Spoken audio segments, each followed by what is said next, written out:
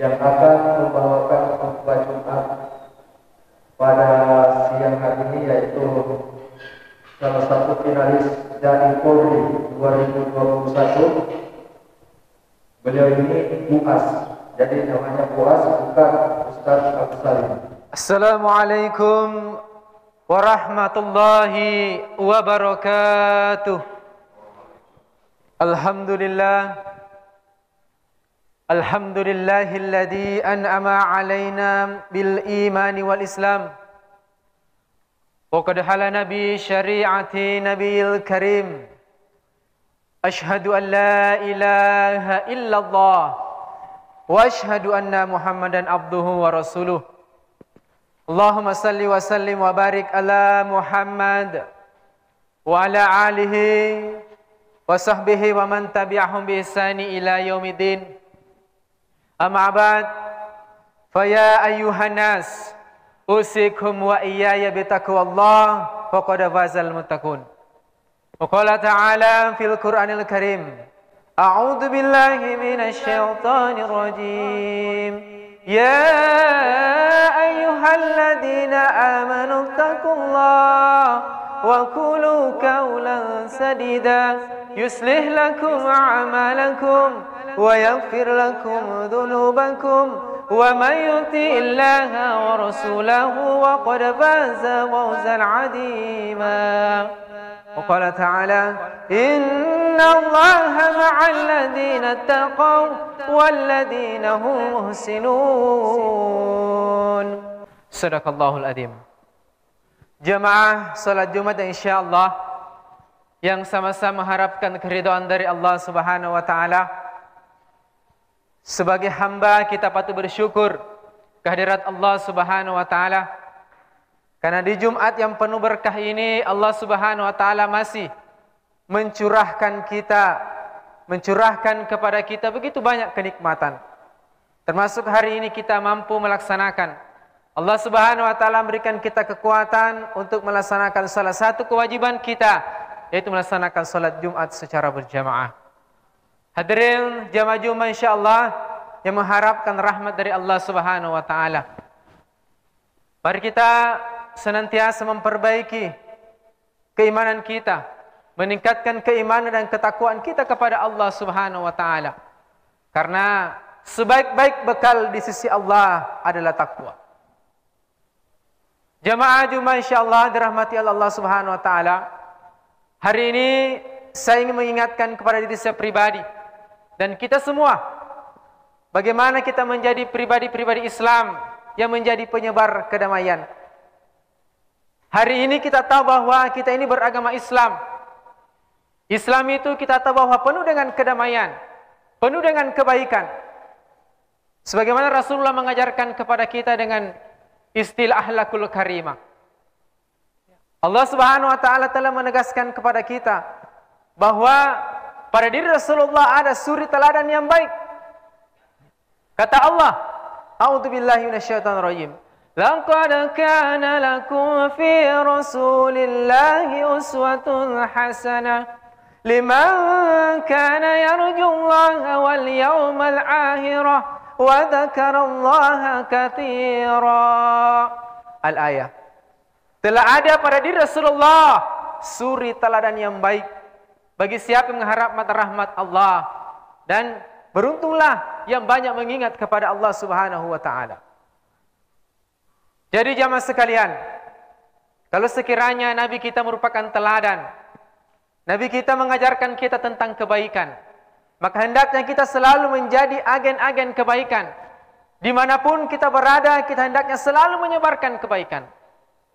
Yang pertama, yang bisa kita tunaikan, yang bisa kita lakukan adalah bagaimana kita senantiasa memberikan senyum kepada orang yang kita kenal maupun yang tidak kita kenal. Kalau yang sering ulama katakan bahwa wajah malih, bagaimana seorang pribadi Islam ini menjadikan wajahnya selalu berseri-seri. Bagaimana setiap ketemu dengan siapapun dia, maka dia akan selalu menebarkan senyuman. Di mana senyuman ini Rasulullah menyampaikan kepada kita. Mungkin hari ini kita tidak bisa bersedekah pada setiap orang. Tidak bisa kita memberikan uang pada setiap orang, tapi kita bisa memberikan senyuman kepada setiap orang. Artinya kita bisa bersedekah kepada setiap manusia.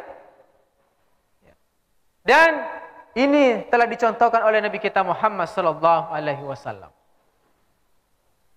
Hari ini kalau kita masih susah senyum, mari kita biasakan. Mari kita sebarkan. Kan inilah yang pertama yang hendaknya kita lakukan sebagai pribadi-pribadi Islam. Kemudian yang kedua, lisan, mulut kita.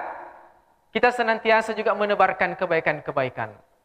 Kata hadirin yang mulia, salah satu amal yang dicintai oleh Allah Subhanahu wa taala adalah lisanun fasih. Ahabbul a'mali ilallahi Abdullah ibn Lidan. Salah satu amal yang dicintai oleh Allah adalah bagaimana menjadi lisan. Sekiranya kalau orang Islam ini senantiasa memperbaiki lisannya, maka yang timbul adalah kesejukan, ketentraman, kedamaian. Tapi kapan kalau kita tidak bisa menjaga lisan kita, yang ada adalah masalah terhadap hidup kita. Karena kadang niat kita baik, tapi cara penyampaian kita kurang baik, maka akhirnya akan menjadi masalah buat kita. Bukan malah mendatangkan kebaikan. Apalagi ya, seorang abdi negara, seorang pekerja, baik itu swasta, negeri, bahkan penjual, selalu berinteraksi dengan saudaranya, selalu berinteraksi dengan orang lain. Yakin dan percaya, kalau bisa selalu menjaga lisannya, dia akan mendapatkan nilai plus dalam kehidupan sehari-harinya. Tapi seseorang meskipun mungkin pangkat jabatannya ada, tapi karena tidak bisa menjaga lisannya, maka bisa jadi mungkin di depan kita baik, tapi di belakang kita mana tahu. Jadi bagaimana hari ini kita senantiasa menjaga lisan kita. InsyaAllah dengan menjaga lisan kita, maka akan kebaikan akan kembali kepada kita. Sebagaimana Allah Subhanahu wa taala menerangkan kepada kita. A'udzubillahi minasyaitonir rajim. Hal jazaa'ul ihsani illa al-ihsan.